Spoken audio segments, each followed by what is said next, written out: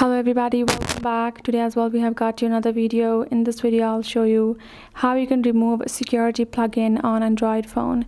But before that, please do make sure to like our video, subscribe our channel, and yes, without any further delay, let's start. It's a very easy process. All you have to do is simply go ahead, first access your settings, and then when you go back to your settings, now two things that you have to remember, whether it's a regular app or if it's a system app. If it's a regular app, then you have to go to this option of app or application depending on the Android phone that you have, and then you're going to go ahead search for the security plugin app that you have.